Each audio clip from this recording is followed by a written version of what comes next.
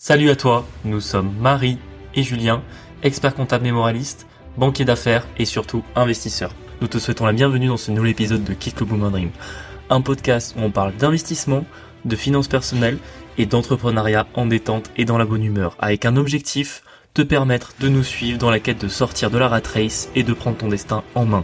Grâce à nos expériences pro et à notre vie d'investisseur, nous te donnons les conseils qui nous ont permis d'avancer dans la construction d'un patrimoine immobilier et financier, principalement cryptoactif. Chaque semaine, nous abordons un sujet en le vulgarisant au maximum pour qu'il soit le plus intéressant. Nous recevons un invité par mois avec un parcours inspirant et une expertise différente sur de nouveaux sujets. Si tu apprécies notre podcast, je t'invite à t'abonner sur ta plateforme d'écoute, à nous laisser une note 5 étoiles et à partager cet épisode et ce podcast à 2 personnes de ton entourage pour nous aider à le faire grandir. Je te laisse tout de suite avec l'épisode et je te souhaite une très bonne journée. Bonjour à tous, bienvenue dans ce nouvel épisode. Salut tout le monde. On est content de vous retrouver aujourd'hui. On vous souhaite une très bonne année 2025. Meilleurs vœux. Tout ouais, à fait, meilleurs vœux, la santé, l'amour, le bonheur. Et puis surtout beaucoup de l'eau. L'argent. Un bon bull run crypto. Aussi, ça c'est très important. Non, on espère que tous vos projets puissent se concrétiser en 2025. Bah, tu le dis, je pense que le plus important c'est de faire ce qu'on a envie et qu'on le réussisse. Ouais. Nous, ça ne peut pas mieux commencer vu que... On viendrait enregistrer cette introduction. C'est la deuxième fois qu'on l'a fait parce qu'en fait on était super chaud, on a lancé l'enregistrement, tout allait bien et Marie a débranché un des câbles des micros, du coup on n'entendait plus rien. Qu'est-ce que j'y peux, genre j'ai juste tiré le micro vers moi. Non, je plaisante, ça te fait sauter. Je viens de voir qu'il y avait un petit problème de connectique, mais là normalement on a réglé le souci, on devrait plus avoir de problème. Ouais. Nous, là, commence bien l'année, vu qu'on est au chômage. Ouais. Officiellement, du coup. En retraite, c'est le vrai mot. Oui, en retraite. On n'est même pas inscrit encore à Pôle emploi. Non, parce qu'on n'a pas reçu nos papiers. Non, en plus, je dis n'importe quoi, mais en plus, ce n'est même plus Pôle emploi, c'est France Travail. Oui, parce qu'en fait, c'est toujours la même chose, mais ils le renomment tous les 3 ans. Oui, ça coûte un fric monstre de le renommer. Et oui, on n'a pas nos papiers de sortie, donc pour l'instant, on n'est pas inscrit. On espère que vous avez passé de bonnes fêtes de fin d'année, que vous avez bien mangé, bien festoyé. Bien reposé, avec des nouveaux objectifs en tête. C'est ça le plus important. Et cette semaine, on fait un épisode un peu calme, je pense. Ouais, parce que le vrai épisode avec les résolutions de l'année, etc., ce qu'on vous devez faire pour cette année, on le fera un peu plus tard au mois de janvier, parce qu'on vous a déjà fait un bon épisode bilan la dernière fois. On s'était dit que c'était plus sympa de vous faire un petit démarrage de l'année avec un épisode un peu plus chill, parce que si direct on commençait à vous monter la tête à J+6 du début de l'année, c'était peut-être un peu trop. On s'est dit qu'on allait faire un truc un peu plus cool. Mais avant ça, les traditionnels boom anecdotes. Franchement, ça a été plutôt calme. En même temps, ouais. On a eu 15 jours en décembre qui étaient plus que chargés. Tout à fait. Mais en plus, on a eu, finalement, ça fait que, là, c'est le deuxième épisode de podcast qu'on enregistre en 5 semaines. Alors vous le captez peut-être pas parce que du coup, on en avait enregistré en avance. Et il y a juste la semaine entre Noël et Nouvel An où on n'a pas sorti d'épisode. Mais c'est vrai que même pour nous, on avait presque perdu l'habitude de les enregistrer, quoi. C'est clair. C'est clair. Qu'est-ce qui s'est passé pour nous? Kick le Boomer Dream a pris des vacances. On est parti à Rome 5 jours. C'était trop bien. J'ai vraiment beaucoup aimé. C'est une ville très riche en culture, je trouve. D'ailleurs, je me suis trouvée un peu, comment on dit, un peu noob, tu sais, de pas savoir plein de choses. Bah ouais, il y avait plein de trucs, en fait, je pense j'aurais dû manger des documentaires avant parce que il y a tellement de choses à voir, etc. Heureusement t'avais monsieur Wikipédia à côté de toi, du coup. C'est insupportable en visite, il lit tous les petits panneaux, c'est insupportable. Mais vraiment, on vous recommande, vraiment, c'était très sympa. J'ai jamais vu un truc aussi stylé que la basilique Saint-Pierre. Ouais, le Vatican, ouais, vraiment, c'est... On se rend pas compte en plus à quel point c'est haut. C'est grand, ouais. Il y a des détails partout, enfin, vraiment, Rome, on recommande. Rome sans les Italiens, tu sais. Non, c'est vrai qu'ils sont... Faut bien rager un peu. Désolé pour nos amis italiens, mais vous nous avez un peu fatigués, là. C'est vrai qu'ils parlent fort, la vache. Et non, c'est surtout que, honnêtement, pour moi, Rome, plus belle ville du monde. J'ai eu... Pourquoi plus belle ville du monde? Bah, parce que c'est vachement plus beau que Paris, enfin, franchement, on s'est régalé. Dans ce sens-là, oui, alors je sais pas. Ah si, mais après Je sais j'ai pas, eu j'ai trouvé le ça très débat avec des stylé. amis parisiens la semaine dernière et on n'était pas d'accord. Mais non, franchement, pour moi, il y a pas photo. Rome, c'est vachement plus joli, c'est vachement plus sympa, et je trouve qu'il y a beaucoup plus de choses à faire en termes culturels. Alors vous allez me dire oui, machin, les restos, les boîtes de nuit, et compagnie. Bah, après, si c'est pas trop pour ça que vous y allez, on s'amuse beaucoup plus à Rome qu'à Paris. Ouais, tout est faisable à pied en En plus. plus, ça c'est vraiment cool. Ouais, et ok. Bon, alors est-ce que c'est la plus belle ville? J'en sais rien. Je t'avoue que il me faut plusieurs autres villes pour pouvoir comparer. Bon, en tout cas, des capitales européennes, on a commencé à en faire quand même pas mal. Il en reste pas énormément. Ou alors peut-être Moscou, mais Non, mais on n'a pas fait Londres. Il y a plein de trucs qu'on n'a pas fait encore, donc. à Londres, Bon, je suis moi, sûr j'ai que ça le trouvé sera ça pas. sympa. Culturellement, en tout cas, c'est sympa. On y allait de Noël au 29, donc du 24 au 29, je Ouais, c'est ça. crois. Et par contre, vraiment, faites gaffe parce qu'il y a énormément de monde. Genre, le dicton, tu sais, l'avenir appartient à ceux qui se lèvent tôt, bah, ça vaut pour Rome parce qu'en fait, il y a tellement de monde que si vous vous levez pas tôt et que vous vous pointez pas à l'ouverture des lieux, laissez Ouais, tomber, vous allez faire beaucoup de queues. vous Mais attendez bon, 2 heures. on s'est quand même reposé, ça nous a fait une vraie coupure, on n'en avait pas vraiment fait depuis même avant qu'on lance le podcast, on avait fait des micro-vacances de 3-4 jours, mais bon, c'était pas suffisant. Là où on est vraiment parti 5 jours, on n'a pas du tout travaillé. Enfin si, on a juste scanné des papiers pour la banque, pour Ah un oui, autre dossier de punaise, il m'a crédit. fait prendre ces trucs de caution, là. Ouais, il y a toujours un papier à faire, mais bon voilà. Franchement, on s'est bien reposé et ça vraiment c'est essentiel. Ouais. Qu'est-ce qui s'est passé d'autre pour nous? On a lancé des travaux, on vous l'avait dit, on a acquis en août des bureaux pro dans une ville qu'on connaît plutôt bien. Et après avoir essayé de le louer en entier, on voyait que ça marchait pas trop. Du coup, on est revenu sur notre idée initiale de le diviser en bureaux. Il y a combien? 9 en tout, 10 bureaux? bureaux. 10 bureaux. Et du coup, bah, il fallait mettre un peu de travaux dedans. Donc là encore, l'artisan, on le connaît du club d'investisseurs. Oui, comme quoi encore une fois on en revient toujours au réseau, hein. C'est-à-dire que là, je vous cache pas que dans la période de décembre, c'était compliqué de trouver des artisans. J'avais essayé d'aller un peu à droite à gauche parce que c'était pas un très gros chantier, il y avait pas grand-chose à faire. Et finalement, j'ai trouvé justement dans notre réseau des artisans qui étaient motivés pour le faire. Bon, honnêtement, je trouve un petit peu cher les travaux qu'on les a payés. Je les ai négociés quand même, mais bon, voilà. Moi, surtout ce que j'ai joué, c'était la vitesse parce qu'en réalité, on avait déjà plein de demandes pour les bureaux et plus vite c'était fait et plus vite on gagnait de l'oseille sur les loyers, quoi. Et ça, j'ai l'impression que c'est une opinion un peu qu'on a autour de nous aussi, c'est qu'en fait, on a l'impression qu'il y a pas beaucoup de personnes, enfin, je dis pas que aucun artisan veut travailler, mais en fait, on a du mal à trouver des gens qui envoient les devis rapidement, rien qui enfin, rien qui veuille bien se déplacer, voir, ou c'est vrai que c'est assez dur de trouver des partenaires qui veulent bien travailler, je trouve.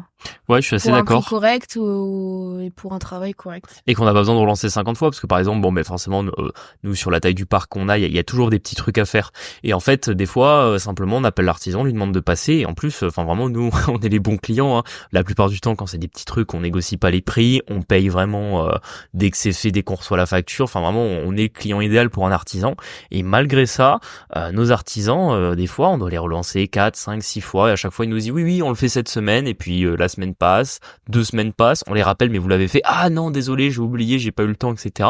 Et c'est vrai que c'est fatigant parce qu'en fait on en revient, ça a eu un peu une conversation qu'on avait eue là pendant les vacances, c'est que au final quand on se lance dans l'investissement immobilier on se dit toujours ouais le locataire, on pense toujours qu'on va avoir des problèmes avec, alors bon forcément on en a, mais c'est pas les problèmes qui me choquent le plus. Moi ce qui me choque le plus voilà c'est qu'on a beaucoup de partenaires avec qui on travaille qui travaillent mal, que ce soit les assurances aussi, hein. Là, cette Ah année, ouais, on a non, eu mais beaucoup de problèmes avec les assureurs. Je sais pas si on en a parlé dans le podcast. assureur, huissier, c'est des métiers. Alors, huissiers, ça va. Ils sont Ouais. réactifs. Ouais, surtout les assureurs en fait, où c'est compliqué. Ah ouais, non, ça vraiment les assureurs. Surtout qu'on en avait un gros qui avait. Enfin, c'est pas trop assureurs, c'est plutôt nous, c'est du coup dans les assureurs, c'est la protection juridique à chaque fois qui est. Oui, mais même parce qu'il y a un de nos Ah oui, courtiers historiques qui était qui était le courtier. Au début, quand vous vous lancez, des fois, vous prenez un peu ce que vous avez. C'était le courtier de familial, etc. Du coup, on l'avait récupéré et il a une grosse partie des contrats.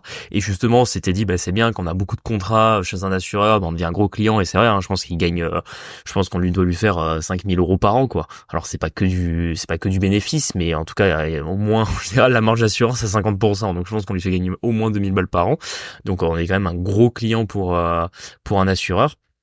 Et en fait, malgré ça, c'est extrêmement poussif. Il y a des erreurs sur nos contrats. Un exemple tout bête, on a résilié une de nos assurances parce que ça faisait partie des contreparties qu'on avait eu pour un des dossiers de crédit, justement, les fameux bureaux dont on vous parlait juste avant pour les travaux.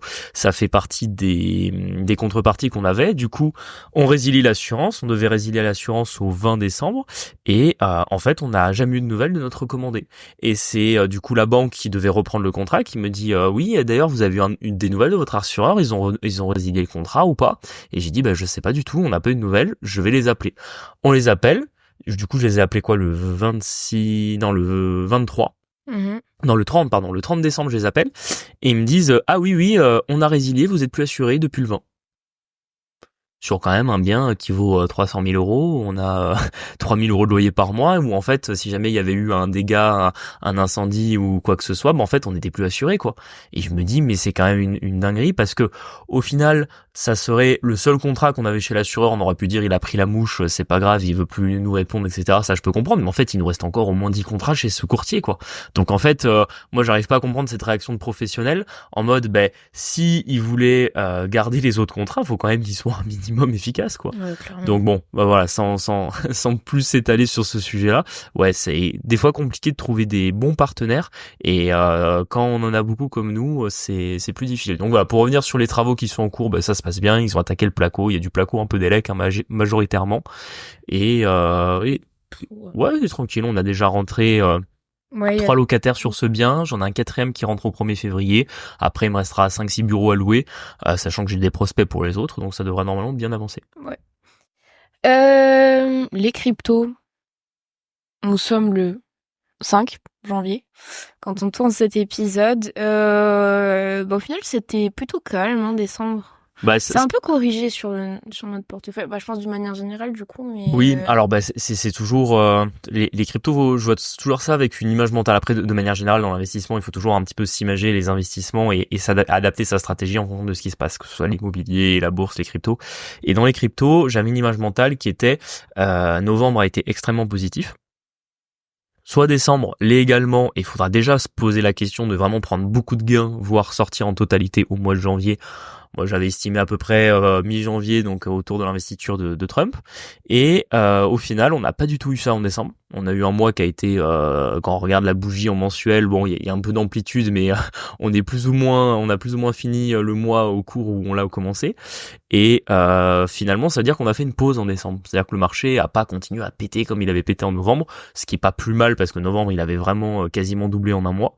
Et je revois un peu ma stratégie. Finalement, je pensais que je sortirais peut-être avant le 15 janvier. Là, je pense que potentiellement, d'ici février, j'y serai encore. Et après, on adaptera. Si maintenant janvier explose à fond, faudra à ce moment-là se préparer à sortir complètement en février. Ou si janvier est un petit peu poussif, voire continue de stagner un peu, on peut se dire qu'on va aller un peu plus loin.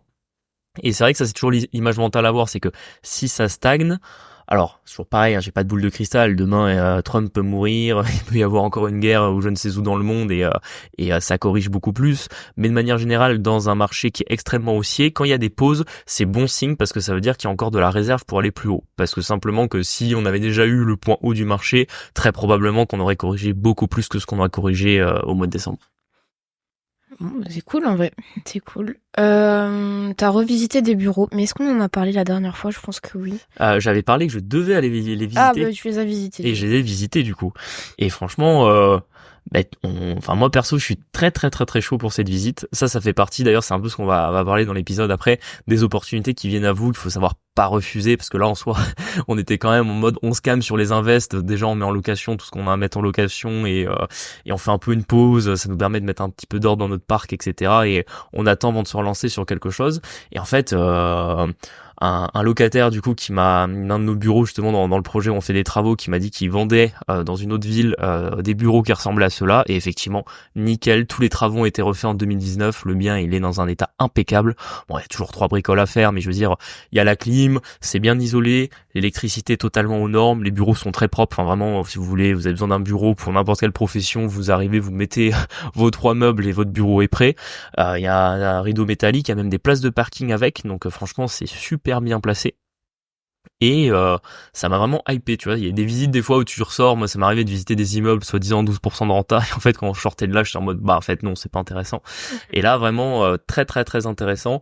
À vue de nez, avec un début de calcul de renta, on serait encore une fois autour de entre 15 et 20%, probablement encore un 16-17, si tout se passe comme prévu. Et là, j'attends les éléments parce que après la visite, le vendeur doit m'envoyer pas mal de docs pour qu'on puisse... on s'est déjà plus ou moins mis d'accord sur le prix, mais là voilà, il doit m'envoyer les papiers pour qu'on... Ouais, faut qu'on regarde le bilan et on vous dira comment est-ce qu'on Voilà, va c'est faire ça. du coup pour Parce que là, la grande question, c'est que bon, ça va être compliqué de refaire un dossier bancaire. On serait sur une acquisition autour d'encore 170-180 000. Et là, ce qui m'intéresserait, ça serait de racheter la SCI directement. Ça, on peut faire. La seule problématique, c'est que la SCI a un prêt. 250 000 euros dans la banque où je travaillais jusqu'à maintenant. C'est un peu des fois les coïncidences sont marrantes, et il faudrait que la banque accepte qu'il y ait un changement d'associé et de caution au niveau du prêt dans la société, mais ça nous permettrait de garder le prêt qui existe déjà de 150 000 euros et de garder le taux, surtout qu'il y a 1,40 sur ce prêt-là, ce qui serait top, parce que du coup on rachèterait un bien qui vaut peut-être même un peu plus que 170-180, mais voilà, c'est le prix qu'on a convenu avec le vendeur parce qu'il veut s'en débarrasser rapidement. Et nous, finalement, on aurait besoin de sortir que 15-20 000 euros de trésor pour acheter les parts de la société, quoi. Ce qui est faisable. Ce qui est très faisable. Donc voilà, je suis hype de cette visite. On vous tiendra au courant dans les prochains épisodes en fonction de l'avancée. Dernière bonne anecdote, je suis morte. Ça n'était jamais arrivé. Ouais, pas à ce point-là en tout cas. Ouais, j'ai eu la fin bête sur Instagram. Ouais, mais alors, mais pas sur Quitte le Boomer Dream en fait, sur mon compte personnel. Perso, qui est pas dur à trouver d'ailleurs si vous le cherchez. Et en fait, tu postes, mais depuis toujours en fait, tu postes tes entraînements de force, etc. Et là, tu sais pas pourquoi, il y a T'as fait combien de vues au final? Là, je suis à 650 000 sur le Reel. Ouais, 650 000 sur son Reels. Et il y a Rageland dans les commentaires. Et en fait, bon, on s'en branle un peu en soi. Les gens racontent bien ce qu'ils veulent. Mais c'est très révélateur sur l'humain, je trouve. Et surtout sur Internet et les réseaux sociaux. Ouais, et les réseaux sociaux. À quel point, en fait, il faut vraiment pas prendre ça au sérieux, parce que... T'as 4 mange-merde qui viennent te dire. Bah ouais, complètement. Pour peut-être rapidement expliquer, ouais, voilà, je fais de la force athlétique, et j'aime bien poster mes entraînements sur les réseaux sociaux, sur mon compte perso qui est quasiment dédié qu'à ça. Ouais. Je poste rarement d'autres choses que des vidéos en rapport. Et en fait, là, j'ai publié une vidéo qui était à la base pour participer à un petit concours qu'avait organisé, dans ta salle, en plus. Ouais, qui avait été organisé par la salle où je m'entraîne. Donc, je sais pas, une vidéo en moyenne, mes vidéos, je sais pas, sur Instagram, elles font entre 2 et 6 000 vues à peu près.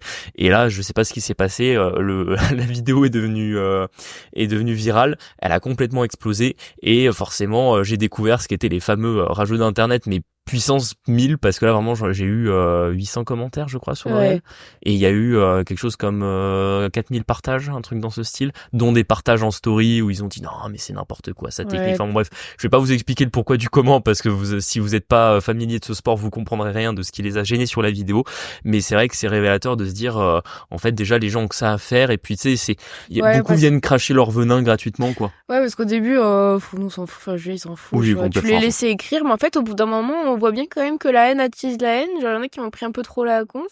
Ouais, donc t'as dû modérer les commentaires. J'ai dû modérer, je me suis transformé, je sais pas si vous avez le même de Bugs Bunny communiste. Ça m'a fait rire. C'était un petit peu mon mood à ce moment-là, c'est que en fait j'ai découvert les outils de modération Instagram qui sont assez bien faits. C'est-à-dire que vous pouvez masquer des commentaires, donc le rageux qui pense pouvoir mettre son commentaire, mais en fait il aura aucune visibilité et il ne s'en rend même pas compte. Donc merci Instagram de mettre ce type d'arme à notre disposition. Mais voilà, on voulait juste en parler parce que pour vous rappeler que la vie c'est pas les réseaux que... Ouais. Et même si finalement ce bad buzz a aucun rapport avec l'objet de ce podcast, de nos investissements, etc., bah c'est déjà arrivé à certains investisseurs ou à certains plus ou moins influenceurs dans le domaine de l'investissement d'avoir des bad buzz de ce style. Et en fait c'est toujours tu sais, c'est un peu c'est vraiment la cour de récré, quoi. Et en fait, plus vous en avez qui viennent cracher leur venin, plus vous en avez qui vont venir se rajouter. Après, c'est toujours pareil, il faut pas oublier que pour, je sais pas moi, pour 200, 300 mauvais commentaires que tu vas en avoir, t'en auras 400 qui seront bons. Et à côté, tu fais 15 000 likes, quoi. Donc c'est toujours à mettre en perspective, mais ça rappelle juste à quel point les gens ont rien d'autre à faire sur les réseaux sociaux. Donc perdez pas. Ils ont toujours quand même le même... le même profil, tu vois, ils sont en privé, alors généralement ils ils faisaient ton sport, mais tu sens que visiblement ils jouent leur vie là-dessus et que c'est des gens c'est tout. Ouais. Et bon, en vrai, faut juste se rappeler que Internet c'est pas la vraie vie et que comparé à des gens comme ça, faut vivre dans la vraie vie, quoi. Complètement. Si, peut-être le seul truc drôle, c'est que j'ai fini quand même menacé en commentaire, en DM par un gars suite à cette vidéo. Alors qu'à la base, vraiment, c'est ni une vidéo qui s'adresse à quelqu'un, ni une vidéo qui donne un avis ou une théorie ou une idéologie. C'est juste une vidéo où je poste une de mes séries, quoi. C'est quand même ça. À un moment donné, je me suis dit, attends, tu fais quand même menacer en message privé parce que t'as publié une vidéo de ton sport, quoi. Enfin, bon, bref, on se rend compte qu'Internet, des fois, ça va très loin. Ouais, ça va loin. Passons au sujet du jour. Qu'est-ce qu'on a fait, Julien Doucet? On a acheté un truc en moins de 3 mois. Et on l'a loué. Et on l'a loué. En moins de 3 mois. Et on a combien de renta sur ce truc-là? 13%.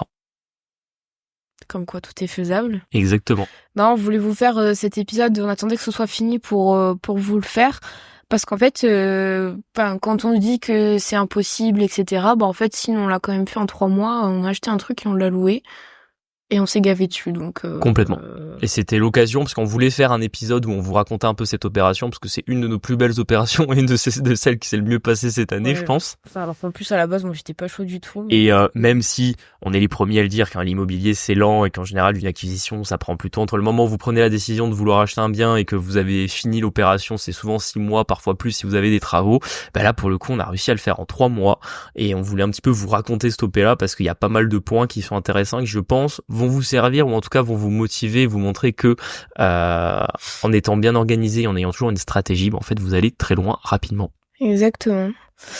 Déjà la première chose, je pense qui nous a vachement aidé, c'est que déjà on savait qu'on voulait acheter un truc quand même assez rapidement, parce qu'en fait je vous remets dans le contexte, on est en été 2024, on sait qu'on quitte notre job à fin d'année, et en fait une fois que le job est quitté, en théorie on n'est plus finançable. Bon, Julien est en train de nous montrer que finalement non, mais sur le principe. En tout cas, on est moins bien finançable. Voilà. Et il y avait aussi le bel objectif. Vous vous souvenez, moi j'avais donné là un peu l'objectif que on voulait quitter nos tafs avec entre 40 et 50 lots. Donc je voulais faire au moins une opération de plus pour que on se rapproche au maximum des 50 lots, parce que j'aime bien toujours viser la fourchette haute. Et en plus, en termes de cash flow mensuel, faire une OP de plus, ça nous permettait de dépasser les 8 000 euros par mois de cash flow, ce qui était, on va dire, nécessaire pour se sécuriser, prévoir les frais futurs sur le parc, etc. Parce que c'est toujours pareil, 8 000 euros de cash flow, vous avez un petit peu de fiscalité à un moment donné, vous avez toujours des petits travaux à payer, de l'entretien, il y a toujours des choses à payer. Donc c'est pour ça que faut toujours viser d'avoir le plus gros chiffre possible pour que finalement ce que vous utilisez vous à la fin pour vivre, ça soit toujours inférieur à ce que vous gagnez par mois, quoi. Donc on était dans ce mood là, mais on s'était dit qu'on se lancerait dans cette OP quand on aurait fini la grosse OP qui était notre plus grosse, dont on a déjà parlé, qui est les 9 appartements où on a divisé un ancien hôtel, et on avait dit dès que cette OP là est terminée, on se lance sur la suivante. Spoiler, c'est toujours pas fini. Donc. Ouais, celle-là elle est toujours pas finie, ça fait partie un peu de nos, j'irais pas jusqu'à dire nos échecs, mais de nos soucis de l'année 2024 qui devrait normalement se dégoupiller là au mois de janvier. Enfin, en tout cas, on croise les doigts, et sinon je pense que ça finira à coup d'avocat parce que je commence à perdre patience. Ouais. Et du coup, on s'était dit, on attend de finir ça pour faire l'autre OP, surtout que on voulait faire financer l'autre OP dans la même banque, et que la même banque nous aurait demandé d'avoir fini la première OP avant de nous financer la deuxième, ce qui était normal. Donc voilà, au moment où cette OP là nous arrive, on n'était pas du tout dans un mood de chercher, mais c'est là où c'est super important, encore une fois, et d'avoir du réseau, parce que c'est notre réseau qui nous l'a amené, c'est notamment un agent immobilier avec qui on avait déjà travaillé sur d'autres opérations qui nous l'a proposé, et c'est surtout que quand il m'a envoyé un WhatsApp en me donnant quelques éléments et en me demandant si ça m'intéressait de visiter, je lui ai pas dit non. Ouais. J'y suis allé. Ouais, c'est ça, c'est que déjà on a dit à ceux qui nous rapportent généralement des biens en off, on a dit au fait, on cherche si vous avez, et ça aide un petit peu quand même. À ce moment-là, je lui avais même pas dit. C'est vrai? Non, je lui avais même pas dit. Je pensais que tu l'avais dit. Non, pas du tout. C'est lui qui est venu vers moi directement.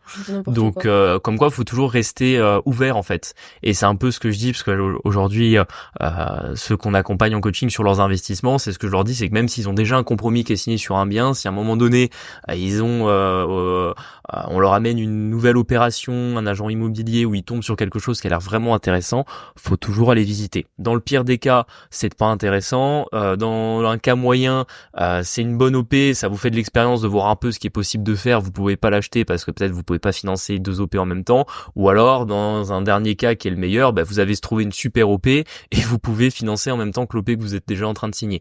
Donc voilà, faut jamais dire non à une visite quand en tout cas ça paraît intéressant. Donc là, effectivement, je reçois le WhatsApp et on planifie une visite rapidement. Je crois que je suis allé visiter dans la semaine. En général, c'est comme ça que je fais. Quand c'est très intéressant, j'y vais. J'y étais allé tout seul. Ouais, t'avais pas pu venir. Et franchement, un beau local commercial, super bien placé. À côté, ça, on avait déjà dit dans un McDo, dans le podcast quand on avait parlé, mais c'est juste à côté d'un McDo en construction. Oui, en fait, c'est dans une zone commerciale en développement, en fait. Là, ils construisent pas mal de choses. Il y a un gros Intermarché aussi. Oui. Je sais qu'il y a pas mal de boîtes d'affrètement. Il y a Fitness Park, Fitness Park, Basic Fit, il y a Kiabi. Il y a quelques grosses boîtes. C'est une zone commerciale. Voilà, quelques grosses boîtes qui ont du stockage, etc. Plus quelques magasins. Et j'ai visité ce local qui est super bien placé, qui est il fait 300 mètres carrés de bureaux. C'est un truc qui a été construit au début des années 2000, donc il a une vingtaine d'années, mais il a été rénové 5 ans avant. Ouais. Donc toute l'électricité est aux normes, il y a des clims. Un parking qui se ferme surtout. Oui, parce qu'en plus c'est 300 mètres carrés, mais c'est sur une parcelle qui fait 800 et en fait toute la parcelle est utilisable et en plus elle est cadastrée parking, donc en fait vous pouvez vraiment en faire ce que vous voulez. Donc vraiment un très beau bien.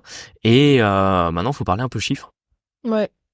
Moi, quand même, j'étais pas trop chaud parce qu'en fait, on n'avait pas fini l'acquisition des bureaux. Au niveau de la trésor, on tirait un peu la gueule. C'est vrai. Et surtout, la banque, on allait demander le prêt. En fait, l'autre était pas fini. Donc, ouais. Écoute. Niveau prix. C'est là où, au final. Niveau prix, moi, quand on me le propose, on me le propose à 290 000. Ouais.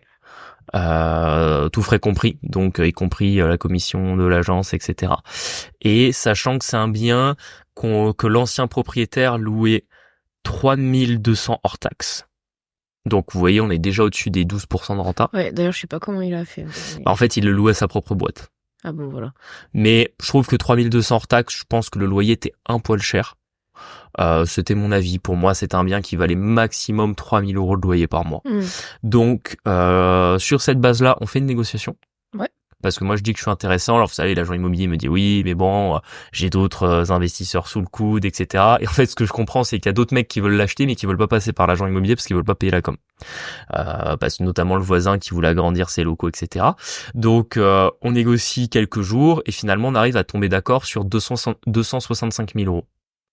Donc on fait déjà une belle économie et surtout qu'à 265 000 €, moi je voulais le louer entre 2800 et 3000 €. Là encore on est sur un 13% de renta. Après bon, faut rajouter 20-25 000 € de frais de notaire à peu près. Mais voilà, ça reste une super OP à plus de 12%. Et surtout je me dis vas-y, on peut pas passer à côté de ça parce que vraiment faut voir les OP quand elles sont bien et qu'elles sont simples. C'est-à-dire que par exemple là on est en train de galérer avec cette OP de 9 appartements qui est toujours pas finie. Des fois je me dis qu'on n'aurait pas dû se lancer là-dedans. Quand ce sera fini on sera sur 10-11% de renta. Je me dis finalement qu'est-ce que on s'est embêté avec autant de soucis sur cette opération qui nous a beaucoup coûté parce que pour l'instant elle nous a pas rapporté le moindre euro vu que c'est toujours pas loué et même si on aura beaucoup de plus-value latente une fois que les appartements seront finis, en fait c'est long et en fait ça nous a bloqué pour on a des surcoûts à chaque fois, là encore. Oui, plus on n'a pas eu des surcoûts énormes, on a eu des petits surcoûts. Et puis surtout qu'on perd du temps, donc on s'est dit, des fois je me dis pourquoi se prendre la tête à faire une super OP, enfin, à faire une OP sur des appartements où on va gagner 11%, quand là, sur un beau local commercial qui a été rénové, qui est quasiment neuf, on peut faire du 13. C'est surtout ça que je me dis. Après, c'est pas la même ville, c'est pas la même zone, c'est pas le même type de bien, c'est pas le même type de locataire. Ah bon, il y a plein de choses qui sont différentes, mais voilà, c'est quand même ce type de réflexion que j'ai. Et là, je me dis, on peut pas passer à côté. Ouais, parce qu'en plus, le bien, du coup, il cochait vraiment beaucoup de cases. Il y avait pas de travaux, c'est un local commercial. C'était louable de suite. Le prix était ok. Enfin, c'est dans notre tranche de prix. L'agent IMO, on a déjà travaillé plusieurs fois avec lui. Donc, il y a une relation de confiance en plus. Ouais, il est du secteur. Donc, lui, en plus, il pouvait nous trouver un preneur. Alors, franchement, il y a tout qui était ouvert, quoi. Donc, oui. Donc voilà, on tombe sur 265 000. La seule problématique qu'on avait, c'était que c'était pas le bon moment pour nous, en fait. Ça tombait tellement pas bien. Ça tombait vraiment mal. Du coup, je dis à l'agent immobilier, j'aimerais bien qu'on signe le compromis plus tard. Ouais. Et l'agent immobilier me dit non, signe-le tout de suite parce que à ce prix-là, en fait, il y a quelqu'un qui risque de passer devant toi, même si t'as une offre acceptée par le vendeur. Signe le compromis, comme ça au moins le vendeur est bloqué. Et c'est vrai que là-dessus, pour le coup, l'agent immobilier m'a bien conseillé parce que Si ton offre est acceptée, est-ce qu'il peut sortir du... Alors, en théorie, ça l'engage. Là, tu viens de dire que non, mais... Alors, en théorie, ça l'engage. Le problème, c'est que s'il respecte pas, faut l'amener au tribunal. C'est vrai, qui fait chier à faire ça. Et voilà. Et puis, t'as des problèmes de charge de la preuve qui sont pas les mêmes, alors qu'une fois qu'il a signé le compromis, là, pour le coup, t'as un contrat qui prévoit la clause pénale. Tu vois ce que je veux dire? C'est-à-dire qu'en gros, tant que t'es juste avec une offre acceptée, tu peux aller au tribunal pour le forcer à te vendre ou pour te payer une indemnité pour le préjudice subi. Sauf qu'en fait, c'est compliqué à prouver le préjudice. Alors qu'une fois que tu as signé ton compromis, t'as la clause pénale des 10%. Ouais. Ce qui fait qu'en fait, s'il va pas au bout du compromis ou qu'il respecte pas les clauses en vendant à quelqu'un d'autre, en fait, il devra te payer 10%.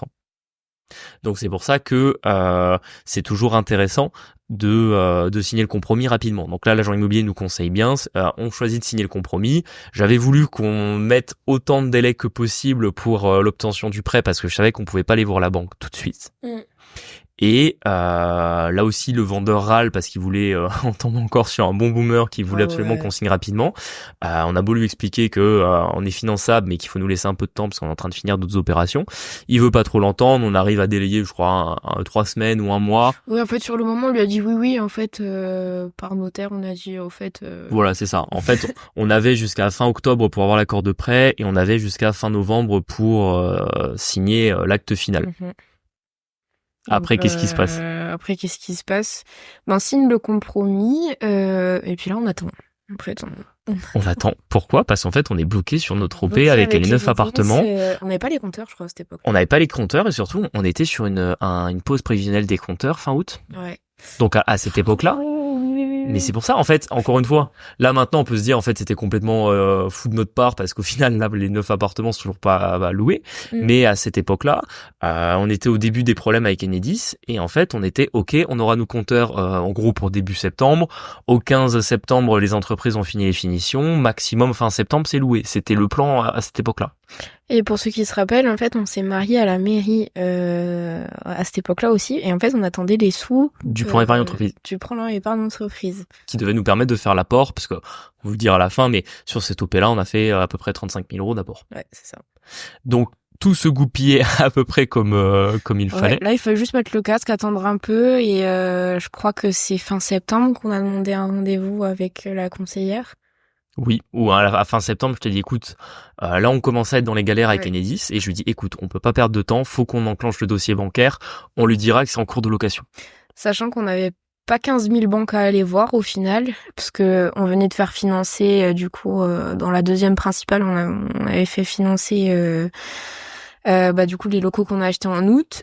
Toi, Crédit Agricole, tu dis que tu partais, donc ils allaient pas te financer. Ils allaient pas me financer. Et celle-là, du coup, en fait, il y avait pas de sous sur les comptes parce que forcément, c'était pas loué. Et en fait, on faisait encore des virements pour Enedis et tout le bordel. Et tout le bordel. Donc, ce qu'on a fait, c'est que on a fait le rendez-vous, on lui a présenté l'opération, on lui a dit que l'autre opération était sur le point d'être finie. Et ce qu'on a fait, c'est que pour le dossier, on lui a donné l'attestation de l'agence sur les loyers futurs, en lui disant ça sera loué, faites-nous confiance, ça sera loué d'ici quelques semaines. Et c'est là où finalement on a eu du cul, c'est que la bancaire nous a vraiment fait confiance et a accepté de nous faire passer le dossier. En fait, il y a eu plusieurs choses, c'est que en fait, c'était plus dans sa délégation parce qu'on a trop d'encours chez elle. Eux. Du coup, en fait, ça devait passer en entreprise. Bon, c'est ce qui s'est passé. Problème, la dame était en arrêt maladie depuis 3 mois. Ouais, j'ai oublié cette partie-là. Donc en fait, c'est basculé dans une autre agence gérée par quelqu'un que je connais pas, qui devait monter le dossier. C'est ça qui s'est passé. Oui. Donc elle a dit, je transmets tout à mon collègue. Avec elle, franchement, ça s'est toujours super bien passé. Elle est ultra carrée, etc. Je vais transférer à mon collègue et il reviendra vers vous. Donc nous, on sait qu'à peu près, il leur faut, 2 à 3 semaines généralement.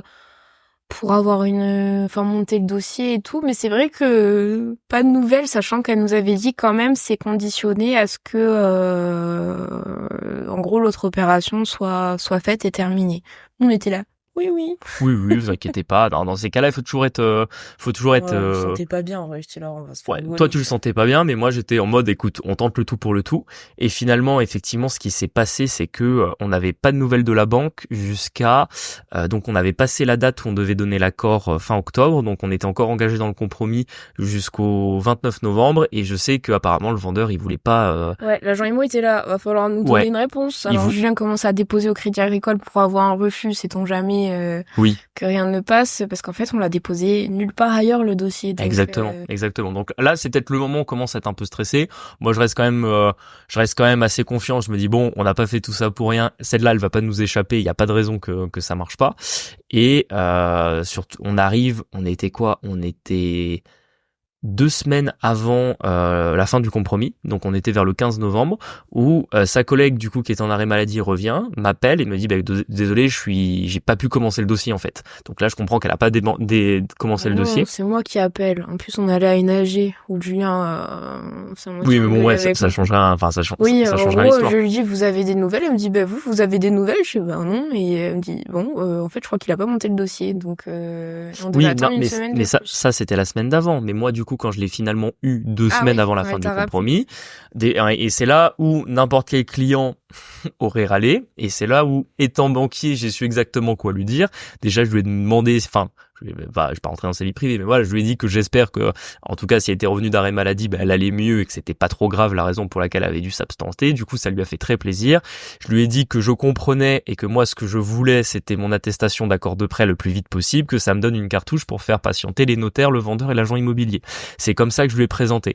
Et elle, j'entendais au téléphone qu'elle était hyper mielleuse et qu'elle avait très peur que finalement je sois le client hyper désagréable qui dise non mais c'est pas normal, on a déposé notre demande de prêt depuis 2 mois. Argument en notre faveur, c'est qu'en fait, on ouvre les comptes des sociétés chez eux. Ouais, des sociétés pro en plus. Voilà. Et ça, c'est quand même notre argument de... Ouais, donc je pense qu'elle, en plus, elle avait peur que si je me fâche et qu'on aille ailleurs, en même temps, je clôture ce qu'il y avait en cours. Donc moi, je l'ai plutôt joué très gentil parce que la vérité, c'est que de toute façon, on n'avait pas d'autres alternatives.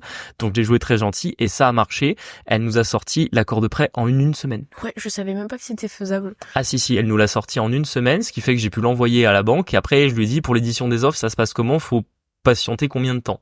Là, elle m'a dit, il va falloir patienter 3 semaines. Je pense que vous allez signer fin décembre, etc. Moi, toujours en train de ménager la chèvre et le chou, j'appelle l'agent immobilier, je lui dis, non, mais ça devrait le faire. Si début décembre, je pense qu'on devrait avoir les offres, tout devrait bien se passer. L'agent qui me dit ok, si c'est début décembre, ça va.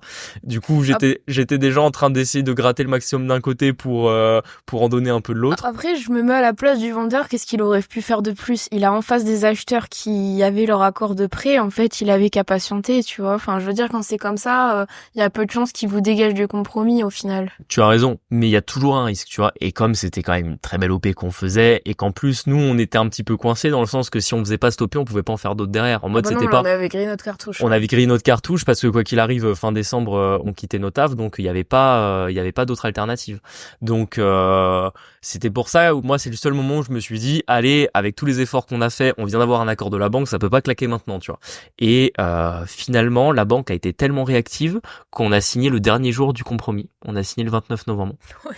Comme des gigas de Tchad. Et ça, c'est la première fois que ça m'arrive parce que quasiment à chaque fois, on dépasse les délais des compromis. Vraiment. Mais dans la vie, d'une manière générale, on n'est pas à l'heure et encore moins pour la signature de nouvelles acquisitions. Tu vois, pour avoir été banquier, avoir fait pas mal de financements, tout le monde est en retard sur ses compromis. Oui, mais parce qu'en fait, les délais sont jamais adaptés. Et que les banques sont lentes et qu'il y a toujours des arrêts maladie, des absences, des congés, des vacances, etc.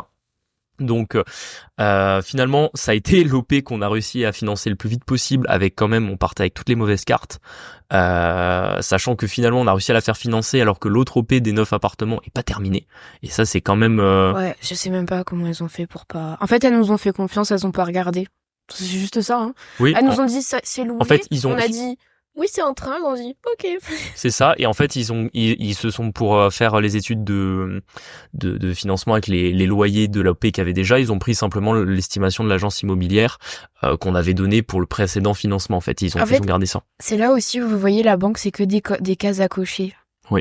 Vraiment, tout le temps c'est des attestations locatives. La dernière fois tu m'as fait remplir un papier. Il l'a même pas regardé, je suis sûre il l'a mis dans sa geste histoire de dire que c'était fait. En fait, il y a même pas de check. En fait, je pense que quand ils regardent une première fois le dossier, ils se disent OK, c'est rentable, OK, ils ont les sous pour Oui, nous c'est ça, payer. c'est ça. Après, voilà, ils cochent juste des cases de papier et tout le monde s'en fout en fait de ce qu'il y a dedans. Mais c'est exactement ça, parce que le problème, c'est qu'aujourd'hui, une banque, elle te demande tellement de papiers pour un prêt, tu regardes pas tout. Hein. Moi, quand j'avais des dossiers où le client, il avait 6 comptes bancaires différents et qu'il fallait lui demander les 3 relevés de compte, je regardais pas les relevés de compte sur les 6 banques. Hein. Bah oui. Donc non, mais c'est normal. Après, toujours pareil, hein, c'est une relation de confiance. Nous, on a joué le jeu aussi de travailler avec cette banque-là. On leur a amené, du coup, on leur ouvre les comptes des sociétés. On a fait les assurances chez eux. Ah si, il y a peut-être juste une petite dinguerie de l'assurance. Oui. Du coup, quand elle me dit qu'on a l'accord de prêt, elle me dit et l'assurance PNO, vous voulez la faire chez nous? Et moi je dis bah oui évidemment si oui, vous avez nous arranger, ouais. Ouais, vous nous avez arrangé, vous nous avez financé. Moi je fais la PNO chez nous. Elle m'annonce un tarif qui était plutôt intéressant. Je crois qu'on est à 30 € par mois. Enfin c'est quasiment rien. Et je lui dis écoutez si en plus c'est ce prix-là, moi il y a pas de souci, envoyez-moi le contrat, je le signe. Et je fais pas de retour. Elle m'appelle la veille de la signature du coup, on était un jeudi, on signait le vendredi après-midi, elle m'appelle un jeudi à 17h, elle me dit, je suis vraiment désolé, j'ai vu avec nos services assurance, il y a un garage automobile ou je ne sais quoi à moins de 100 mètres de votre bien, du coup, vous êtes pas assurable. Je dis pardon. Elle me dit oui, je suis désolé. En fait, on a des normes très strictes pour les locaux commerciaux. On peut pas faire les assurances comme on veut. Et du coup, en fait, elle m'a fait patienter une semaine pour me dire que finalement l'assurance, ils pouvaient pas la faire. Et du coup, on a dû trouver une assurance le matin même de la signature chez le notaire. Du coup, je me dis pas de problème. Je gère. J'appelle un autre assureur avec qui on a l'habitude de travailler. Je vous fais, on a un local. Ah, mais oui. Elle me rappelle, genre à 19h, elle me dit, en fait, je suis désolée, vous êtes en zone inondable, je sais pas quoi. Du coup, on peut pas vous assurer. Et j'ai fait, putain, en fait, on signe demain à 14h. J'ai toujours pas d'assurance. Du coup, on a dû travailler avec l'assurance dont on se plaignait en début d'épisode. Quand justement on veut se débarrasser, on a dû prendre l'assurance chez eux parce que c'était les seuls qui nous finançaient. C'est juste qu'ils nous assuraient. Ultra cher en plus. Oui, eux, du coup, on n'a pas eu le choix. Enfin bon. Bon, ça m'a un peu mis colère, donc bon, c'est pas grave, mais on était assurés, mais putain, quelle galère. Vraiment, les assureurs... Non, bon bref, on fera un épisode les assureurs. Les gens qui vous piquent votre pognon, ils sont jamais là quand vous en avez besoin, quoi. Et du coup, on signe le dernier jour du compromis, etc. Et putain, en fait, en signant la vente, on se rend compte que la première échéance de prêt, c'est le 10 décembre. Oui. Et nous, on est là... Parce qu'en plus, ça tombe sur une SCI où du coup, on paye déjà 1500 € par mois d'intérêt intercalaire sur l'autre OP. On n'a pas 1 € de loyer qui rentre. Ouais, et là, sur cette OP-là, malheureusement, on a pu le faire financer que sur 15 ans à un taux de 3,50, je crois environ. Et du coup, on se retrouve avec des échéances 2008. Ouais, j'allais dire 2007. Donc là, ça veut dire que sur cette SCI-là, tous les mois, on a 3300 € qui sortent. Et on n'a pas de loyer en face. Du coup, là, on se dit, si on n'a pas les planètes qui s'alignent un petit peu, ça va commencer à être un petit peu compliqué de sortir de notre poche 3300 € pour les prêts en cours sans 1 € de loyer tous les mois. Et au final, c'est là où on a quand même eu un peu de chance pour une fois. Tu vois, c'est toujours les histoires de karma. Si à un moment donné, vu toute la malchance qu'on a eue l'année dernière, il y a un moment donné où ça s'améliore. Non, mais surtout qu'on dit à l'agent IMO, ouais, en vrai, si t'as des preneurs, envoie-les-nous, tu vois, ou fais visiter, parce que, en gros, on voulait un peu l'anticiper, ça. Il nous disait, ouais, en vrai, j'ai du monde. Même moi, le jour de la prévisite, tu sais, de prévente, il me dit, si vous voulez le revendre, en vrai, je vous trouve quelqu'un pour la revendre. Putain, mais calme-toi, tu vois, on veut juste un preneur. Et en fait, il était un peu chill, en mode, ça se trouve facilement. Au final, oui, surtout. Il s'y est mis, mais trop tard, quoi. C'est ça. Surtout que nous, on avait mis un petit peu des annonces. J'avais eu quelques prospects pour le louer, mais bon, les prospects, je les avais eu en septembre et c'est vrai qu'en novembre, ça fait loin, quoi. Ils avaient déjà trouvé autre chose et que c'est vrai qu'avec tout ce qu'on avait à faire en fin d'année, c'était pas ma giga priorité de trouver. En fait, déjà, j'étais en train de me dire, est-ce qu'on va réussir à le signer ce bien plutôt que d'essayer de trouver un locataire. Donc c'est vrai que dès qu'on l'a signé, j'étais en mode, allez, grosse urgence, il faut absolument qu'on trouve un locataire le plus rapidement possible. Et finalement, c'est là où, je vous disais juste avant, au niveau du karma, qu'on a eu un peu de chance. On a trouvé un locataire les dernières semaines de décembre. Ouais. Avant-dernière semaine de décembre, pardon. Improbable. Vraiment probable, parce que en gros, tu fais la visite avec lui. En plus, c'est une asso du coup. Oui, je pense que oui. C'est une association. C'est une asso ultra, enfin qui travaille avec France Travail, etc. Donc je vous laisse imaginer. Mais c'est de l'argent public, quoi. La tête du bilan. Ouais.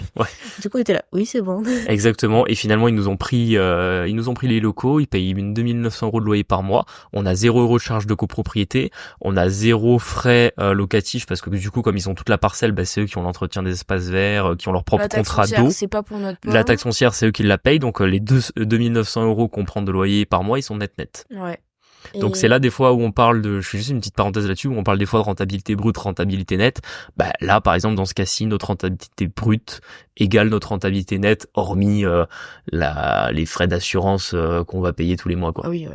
Enfin, je veux dire, là vraiment, on fait une très très belle OP en termes d'enrichissement et de chiffres. D'ailleurs, on n'a pas. Parce que 2900 moins, c'est combien, 1800? 1800, ça fait 1100 par mois de cash flow. Ouais, 1100 de cash flow, plus, du coup, l'amortissement, la vraie richesse, en fait, c'est qu'on amortit 1700 balles. Sur 15 ans en plus, donc on va le rembourser un plus vite. Ouais. Et est-ce qu'on a une grosse plus-value latente dessus? Je suis pas si sûre. Elle est pas énorme. On en a une, mais elle est pas énorme. Je pense qu'il se revend 310, je pense. Je pense. Et le souci, c'est que quand on rajoute nos frais de notaire, on l'a payé 265 plus les frais de notaire. Si on le revendait maintenant, on ferait quoi? On ferait 20, 25 000 € de plus-value. C'est bien. Mais en fait, je préfère le garder en location parce que là, le locataire qu'on a, on a un contrat de 4 ans ferme. Donc, en fait, pendant 4 ans, on sait qu'on va prendre 2900 € par mois, et qu'on n'entendra jamais parler, quoi. Surtout que moi, là, ça me soulage un petit peu par rapport à l'autre truc parce que vraiment, ça vous rendez pas compte d'avoir un truc où en fait, ça, plus les mois avancent et ça, rien n'avance, c'est un peu chiant. Et là, franchement, ça sécurise au moins les comptes bancaires, on sera pas obligé de remettre des sous dedans. C'est bien, c'est que du coup, les 2900 € par mois, ils nous payent les 2 mensualités. C'est ça. Alors, ok, bon, en fait, dommage parce qu'on prend pas le cash flow, il couvre l'autre. On perd quand même 4500 € Après, encore une fois, quoi. c'est le principe de diluer le risque au final. Après, l'autre, ça va arriver. On fait pas une mauvaise OP non plus, juste on fait une OP qui a du retard. Ouais. Donc voilà, comme quoi c'est faisable parce qu'au final, je crois que tu l'as visité mi-août. Début août. Début août, on a signé. Non, mais j'ai visité fin juillet, et on a signé le compromis mi-août. Voilà, entre mi-août et 29 novembre, il y a, je sais pas, 3 mois et demi, je pense. Ouais, c'est ça. Voilà, c'est ça. comme quoi tout est faisable. Ouais, c'est exactement ça. Sachant que tout ce qui on aurait pu aller plus vite si on était allé voir la banque plus tôt. C'est juste que là. Parce qu'on a attendu 1 mois et quelques avant d'aller la voir. Hein. 1 mois et demi avant d'aller la voir, donc.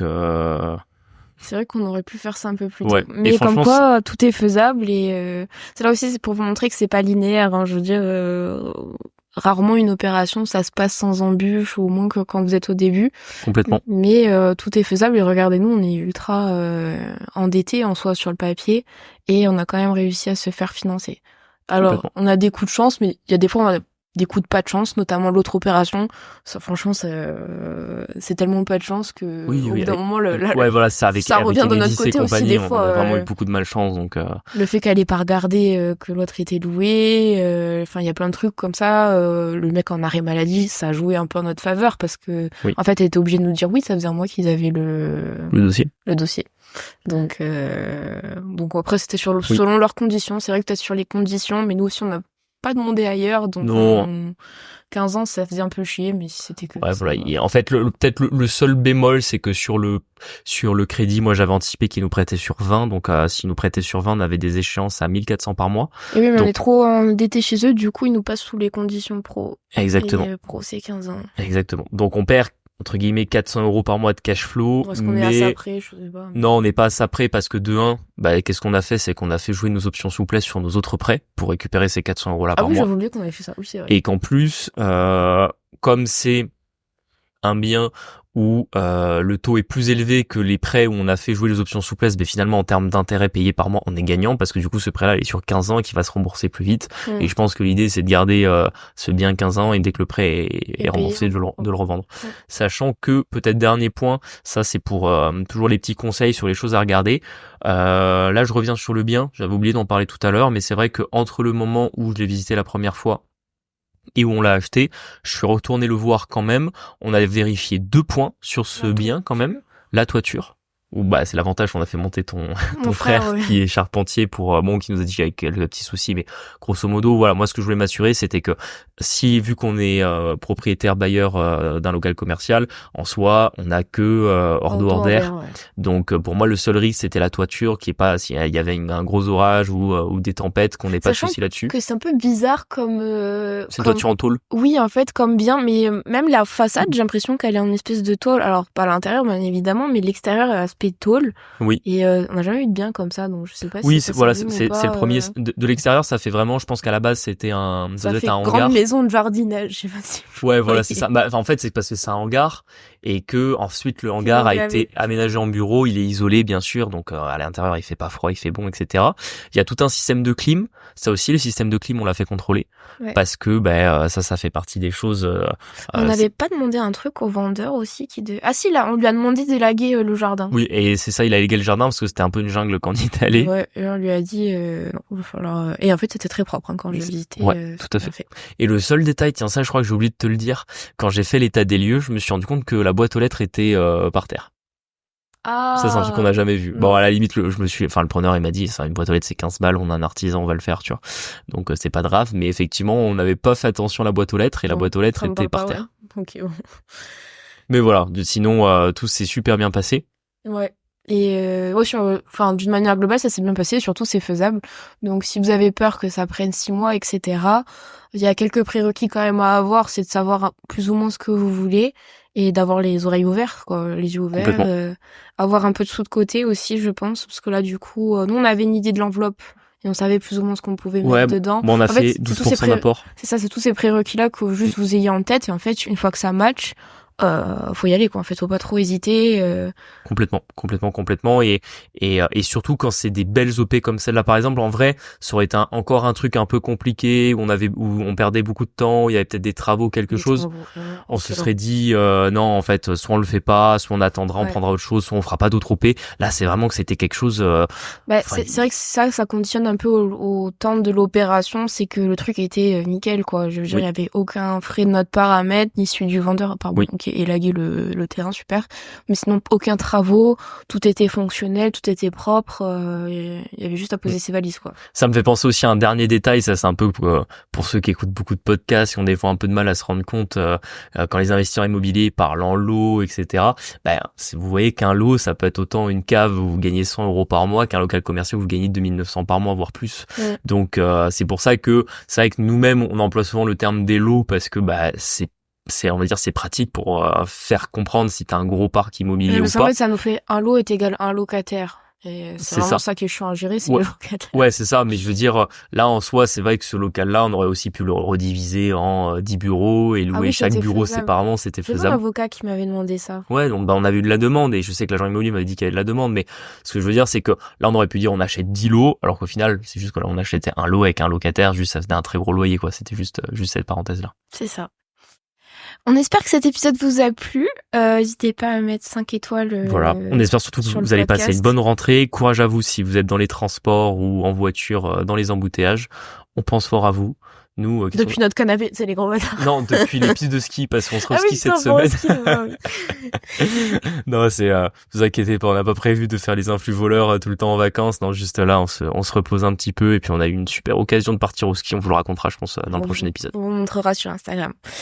On vous souhaite une bonne semaine et on vous dit à la semaine prochaine. À très bientôt, ciao.